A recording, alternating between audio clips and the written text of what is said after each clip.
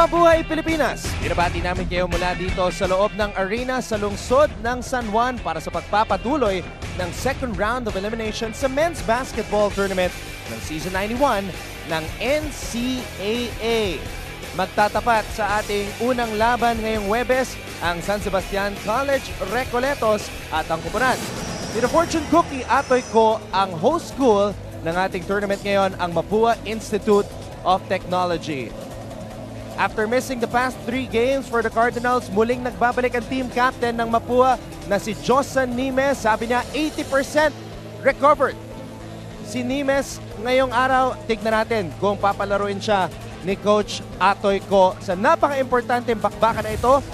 It's Mapua versus San Sebastian to start us off ngayong Huwebes at sa ating pangalawang laban ating mapapanood.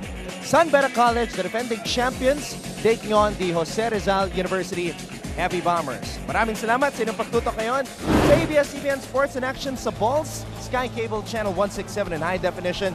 And we are also greeting everybody watching all over the world via the Filipino channel and everybody watching via live streaming on TFC.tv. Ako po ang inyong lingkod, Anton Rojas, and breaking the game down with me today is Coach AG Alan Gregorio. Magandang hapon, Ton. Magandang hapon din, ano? Or good morning sa ibang mga nanonood sa atin. Good evening sa mga nanonood sa atin sa Amerika. Pero alam mo, itong laro na to, very important, especially for Mapua. No? Maganda nila laro na. There were games they were supposed to win. Yes. Or they should have won, but they lost. But there were games also that they should have lost, tulad ng first round meeting nila against itong kupunan San Sebastian, which they were able to win.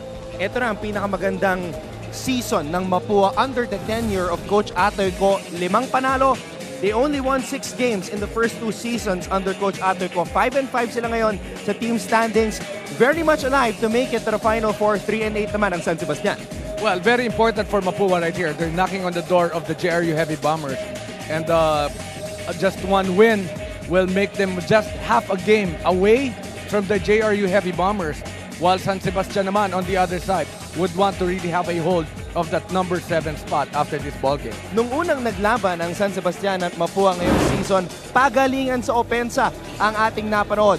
Mapua had 5 players in double digits. Ang San Sebastian naman, 4 players in double digits. Kaya lang, sa dulo ng laban, kinapos, naubusan ng bala ang San Sebastian. Well, this was the game I was talking about, no? 2 minutes and 29 seconds when San Sebastian was still up by 7 points. But it was a 9-0 run going to the end of the ball game, and in the end, it was Mapua that emerged victorious, 88-86. Alam mo, Coach Alan, maganda naging simula ng Mapua sa second round of eliminations after, or talking about San Sebastian.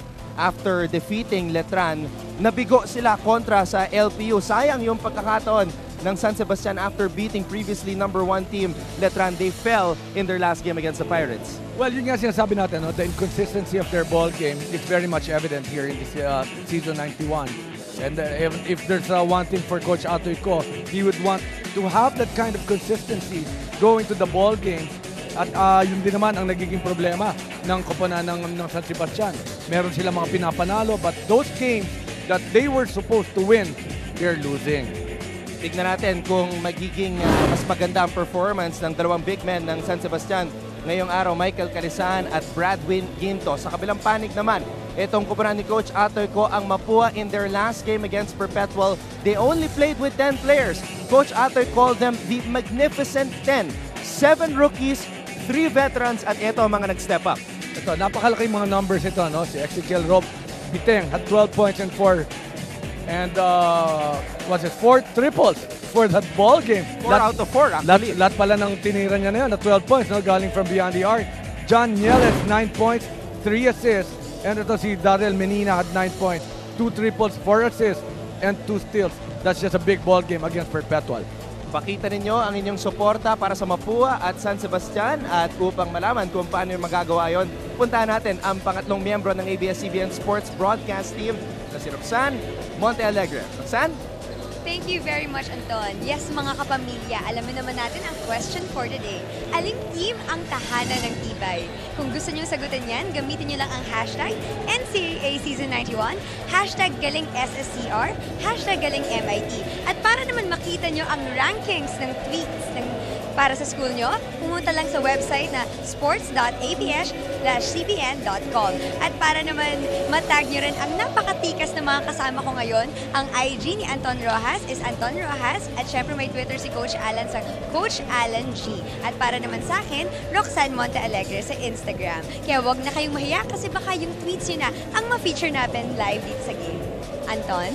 Maraming salamat, Roxanne. Ayan ha, may Twitter na ang aking kasamang si Coach AG. Just follow him at Coach Alan G. At mukhang enjoy na enjoy ka, Coach AG, sa Twitter mo. Well, alam mo, hindi lang basketball ang mga tinitweet natin. Ano? Marami tayong mga tinitweet about the environment and anything that's happening under the sun.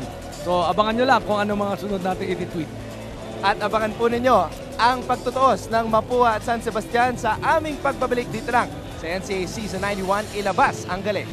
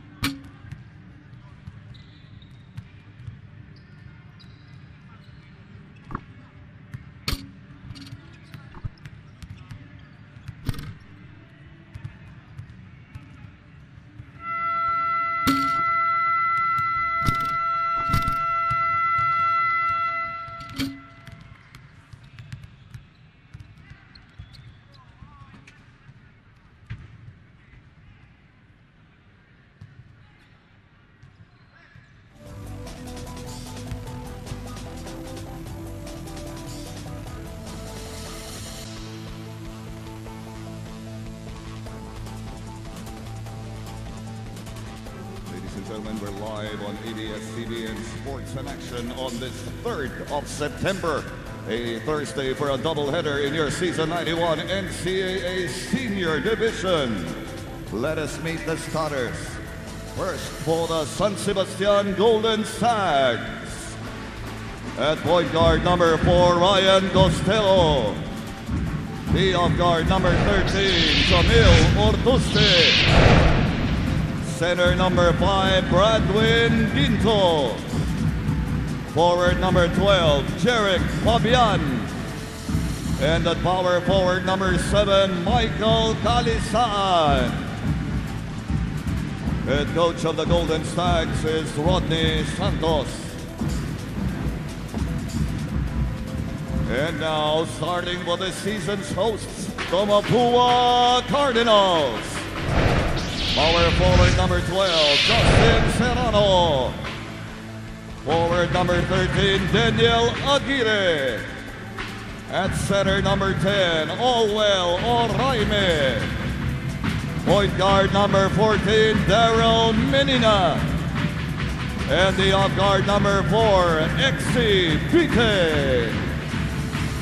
Head coach of the Cardinals is Mabuhay Pilipinas at maraming salamat muli sa inyong pagtutok ngayon sa aming exclusive ABS-CBN Sports coverage ng Season 91 ng NCAA. We have San Sebastian taking on Mapua in our first game ngayong Huwebes. Ryan Costello, Jamil Ortuste, Bradwin Ginto, Michael Calisaan and Jeric Fabian, the usual starters para sa kubaran ni Coach Rodney Santos. At para naman sa kubaran ni Coach Atoy Co, we have Menina, Ezekiel Biteng, Olwell Oraime, Justin Serrano, and Daniel Aguirre. Now, we all know what happened nung unang nagharap ang dalawang kupunan na ito. It was an offensive display from both the Cardinals and the Golden Stags. The Cardinals are the number 2 team. Pagdating sa opensa, ito namang San Sebastian has the highest scoring starting 5 in the NCAA. And that's a classic ball game, no? Mataas ang scoring, pero dalawa lang ang ipinanalo, no, ng kupunan ng Mapua coming from behind that ball game. Marami nga nagsasabi, no, nung 2-29 nagpatay na raw sila ng kanilang mga TV because really it was a complete a game that was yung maganda yung simula ng San Sebastian hanggang dulo, pero tulad nga ng sinabi mo, Ton, ano, medyo nabitin ang kupunan ni Coach Rodney Santos. Actually, Mapua scored the last 9 points. They closed out that game with a 9-0 run.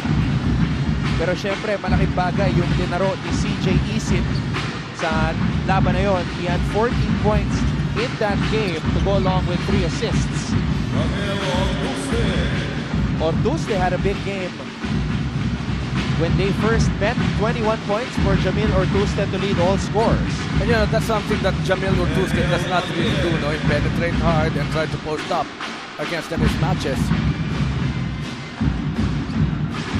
Man-to-man ang ginagawa ng Mapua to start off this match against San Sebastian. Ngayon, importante para sa Golden Stags. Kailangan mainit ang kanilang magiging simula dito sa laban na to, Coach Alan, because remember, in their last game against LPU, they trailed at the end of the first quarter, 22-9. Yeah, this is a good start for both of these squads. You see the aggressiveness, is good defense on the part of San Sebastian. 3-on-1, but it's Allwell Araime who's there as the last line of defense. Ito, maganda ang decision na to. Ito si Costello.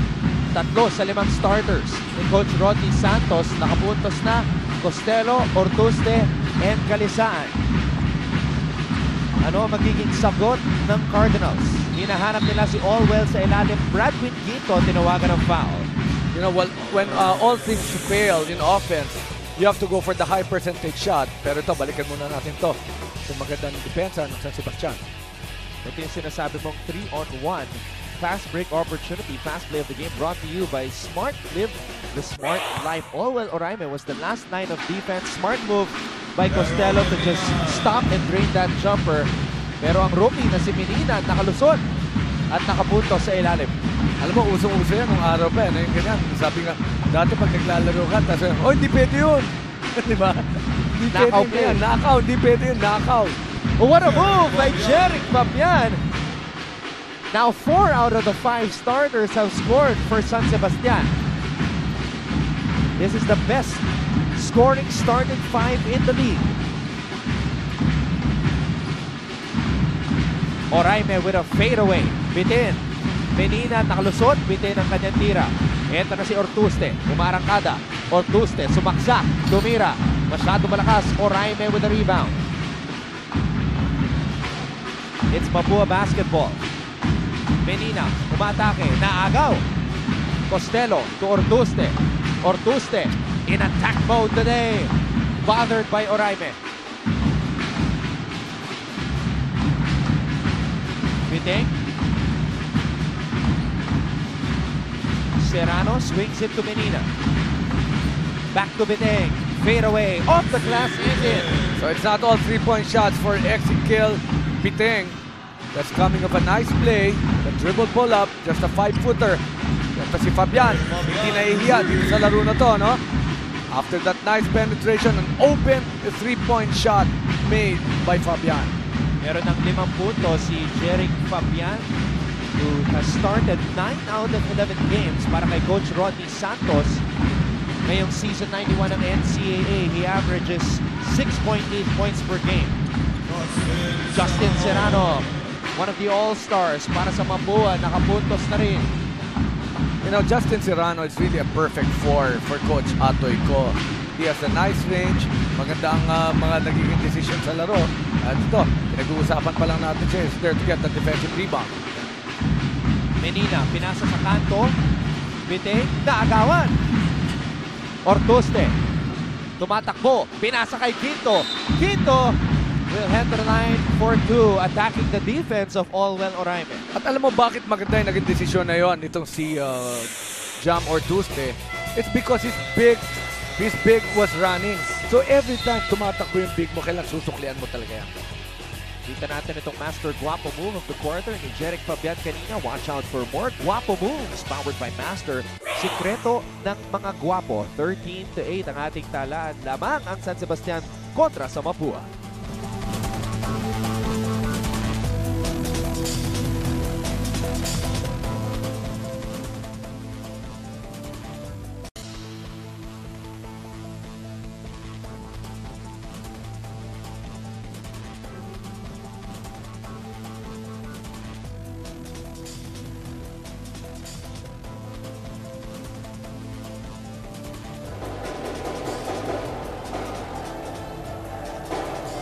kapamilya, nang galing man sa big win, aminado pa rin si Coach Atoy Go na very pressured ang team niya to sustain their endurance for every game. Gayunpaman, sisikapin nila na magkaroon pa rin ng very good ball rotation na ginawa nila sa last game upang makakaangat sa kanilang performance. At sa dagdag pa niya, kailangan nila ng maturity, composure, and focus para makapag-finish strong ang team niya. At very deeply affected talaga siya. And inamin din niya na emotional siya na tao, kaya naman gayon ang kanyang reaction for every game dahil talagang dream niya maging collegiate coach. Anton? Totoo yan, Roxanne. Maraming salamat sa report mo. He used to play for Mapua, was the MVP way back in 1971 of the NCAA. And just an honor to have a legend in Atoy Ko. And speaking of MVPs, this guy, Rodney Santos, the new head coach of San Sebastian, was also a former NCAA MVP back in 1994. Grabe, no? Alam mo, si Atoy Ko, talagang sinubaybayan ko ang mga kilos na when he was still playing professional basketball. First 5,000 points scored in professional basketball was scored by Coach Atoy Ko. Even the first 10,000, that is, Anton. The fortune cookie, Atoy Ko, and now he's trying to guide these young Cardinals. JP Nienes, unang three-pointer para sa Cardinals ngayong araw. Coach Atoy Ko said that he had mixed feelings going into their game against Perpetual. Didn't expect to win that game, but they won 70-65. Hirit ni Darren Menina. Good luck, Cardinals. My brother, Shane Menina. Ayan. Thank you for getting involved sa ating social media discussion. Di mo na sinabi yung ano yung woohoo! Napansin mo pa yan, Coach, ha? Alam mo, they're just proud of their brothers playing here in the NCAA. Ganun naman talaga, no? Pag yung kapatid mo nagko-coach or being on television, I'm sure your family is very proud of you, Ton. No? Every time nakikita ka nila sa TV. At ito nga, yung mga suporta ng mga pamilya when they're watching their brothers play here in the NCAA. That's true, Coach AJ. My mom always watches me all the way from Alameda in California. Greeting everybody watching there, aming mga kapamilya, watching in the States or wherever you are around the world on the TFC. And Sigel became the most accurate marksman in the NCAA. He's a 63.9% three-point shooter. Well, he's just deadly. I've played against this guy in juniors basketball and I don't know what kind of preparation. Unang-unang bilis tumira eh. Pero yun, kailangan na talaga ma-improve, no? Ball handling skills. Costello, pinalik kay Ortuste. Natapik ang bola. Foul na naman kay Nienes. Pangalawa na yan, Coach. That's gonna be big. This was the shot. Pero ang ganda ng pagkaka-setup, no, ni Nieles. Where that wide open shot from Ezekiel Piting. That was the 23rd three-pointer of the season para kay Ezekiel Piting. Shane Menina muling nagbabalik sa laban dahil meron ng dalawang foul si JP Nieles and Jamil Ortuste. We know he's not gun shy. You know what's with this left-handed guys? No, how they can take those three-point shots without really any effort. Speaking of three-pointers, here's another one. Kaya lang, mintes ang tinira ni De La Rosa. Foul is on Michael Kalisaan. And for the first time since August 4, that was the last time we saw Josa Nimes. He is back for Mapua after missing the past 3 games with an injured right hamstring. Talagang ano eh, no? Talagang isang buwan eh. No? Took 1 month. You know why he's lucky, Anton? Dahil nagkaroon pa siya ng recovery. Yes. Dahil nga doon sa All-Star break, no? At saka sa 1-week break na ginawa nitong NCAA. And nakatulong din, Coach Alan, that Mapua has only had 1 game so far in the second round. As Costello knocks down a triple. 5 points na para kay Costello. Just like what you said, no, he's already 80%. Of course, that's still better. A Josan Nimes was 80% is still much better than other guys who play 100%. Pero ito, magandang high-low play ito. Just like what I said, again, good recognition. Serrano to Allwell Oraime. Ayan na, Coach AG, mga Mapua fans, welcoming back the King Cardinal, Josan Nimes. Thank you, Angelo, for your tweet. Ito, chirping Cardinals. Josan Nimes is back. And speaking of Nimes, inside pass to Allwell Oraime, could not get the finish, pero pupunta siya sa free throw line. Well, I was gonna count that one rebound that he had and one great assist. But not yet, because Allwell Oraime missed that easy shot. Pero sa aming pagbabalik, Allwell Oraime titira ng 2 free throws. Huwag po kayong alis. Ito po ang NCAA Season 91. Ilabas ang galing.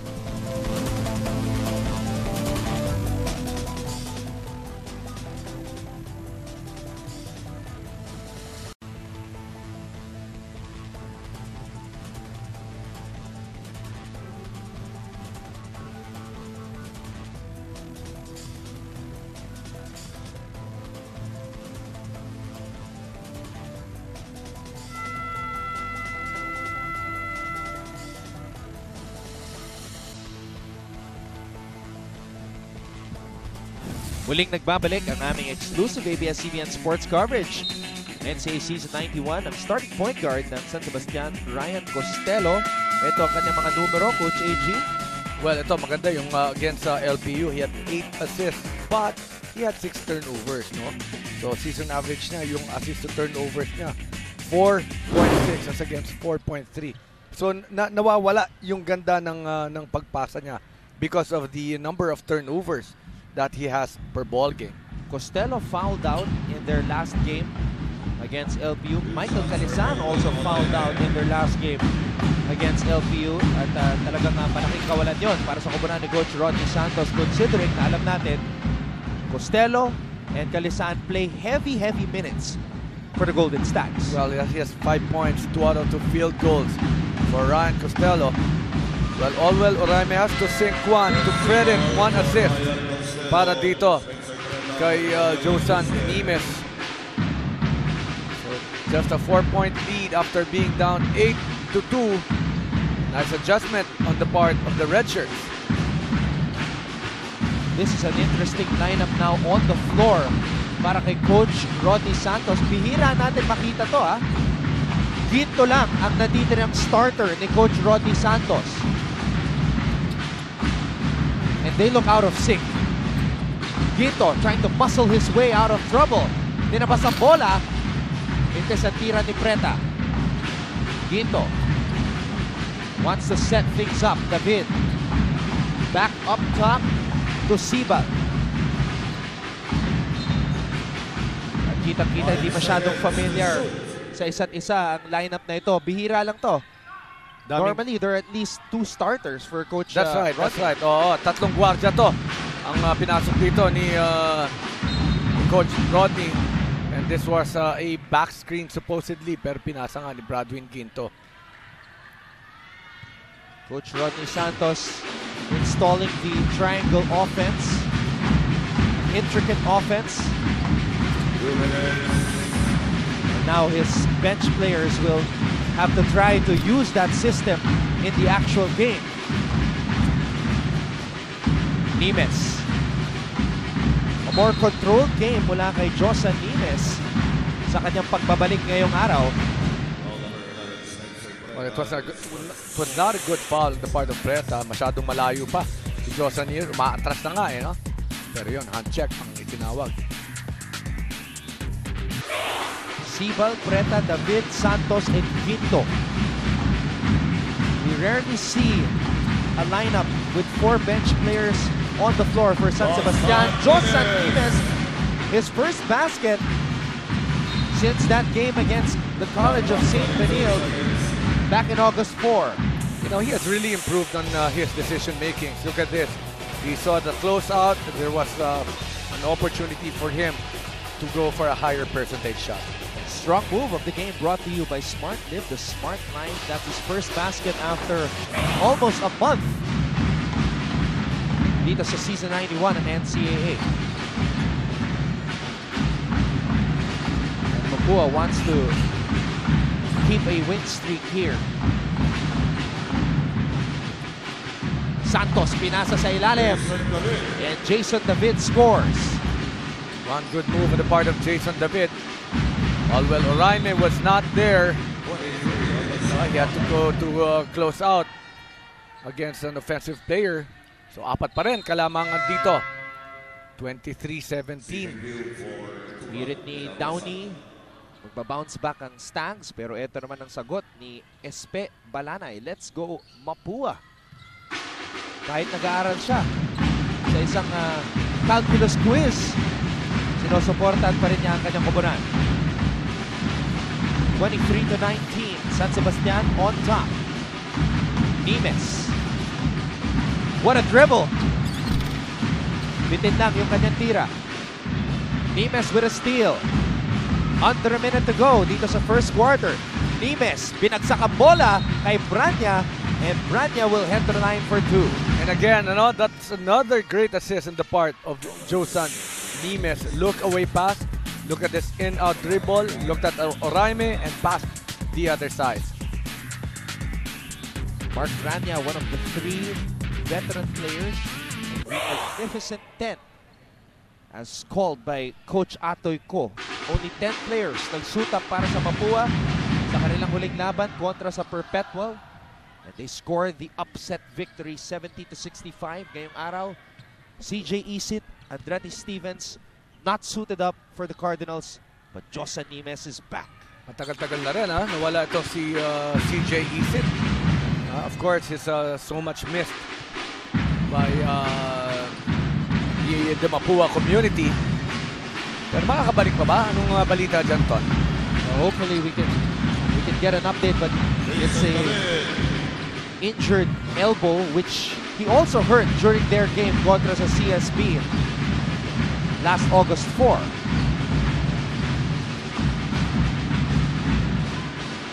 Nimes. 13 remaining in the first quarter. Nimes able to draw a foul. So that would mean 2 free throws. Again, another good decision. Nakita niya, they're closing out on him. They're not allowing any 3-point shots on the part of Josan Nimes. So ito, si CJ Isit, tsaka si Andre. Ay, sorry. I thought it's Andre Felix. My fault. Kasama nyo mamaya, Andre Felix, Mix Bustos, Siege Tantenko covering the San Beda and JRU matchup right after this one between the Cardinals and the Golden Stags. Josan Nimes, the number 12 draft pick 2 weekends ago.